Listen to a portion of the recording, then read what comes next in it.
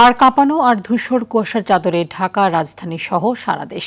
রাজধানীতে সকালে এবছরের মধ্যে সর্বনিম্ন তাপমাত্রা 12.5 ডিগ্রি তাপমাত্রা রেকর্ড করা হয়েছে। আবহাওয়া অধিদপ্তর জানিয়েছে, রাজশাহী, নওগাঁ ও পাবনা জেলায় আজ সর্বনিম্ন 9 ডিগ্রি তাপমাত্রা রেকর্ড করা হয়েছে। আগামী 4-5 দিন তাপমাত্রা এমন থাকতে পারে, তবে চলতি মাসে 1 থেকে 2টি তীব্র শৈত্যপ্রবাহ সম্ভাবনা আছে।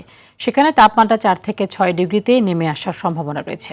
এদিকে তীব্র শীতে নাকাল খেটে খাওয়া মানুষ। খুবই ঠান্ডা, অনেক ঠান্ডা।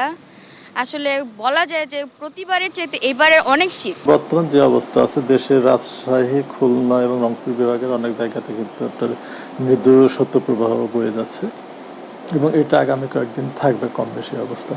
এবং আজকে যে সর্বনিম্ন তাপমাত্রা আমরা যেটা রেকর্ড করেছি সেটা 9 ডিগ্রি, এটা রাজশাহী, পাবনা এবং নওগাঁতে রেকর্ড করা হয়েছে। এবং আজকে ঢাকায় যে তাপমাত্রাটা রেকর্ড করা হয়েছে সর্বনিম্ন, এটা হচ্ছে 12.5।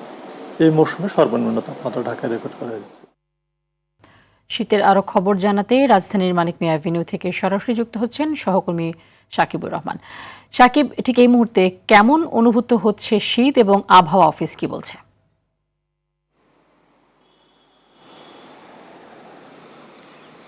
তানি আসলে ঘরের বাইরে কিন্তু শীতের অনুভূতিটা একটু বেশি, কারণ যেহেতু কুয়াশা আছে, পাশাপাশি বাতাস বয়ে যাচ্ছে, যার ফলে শীতের অনুভূতিটা বেশি হচ্ছে।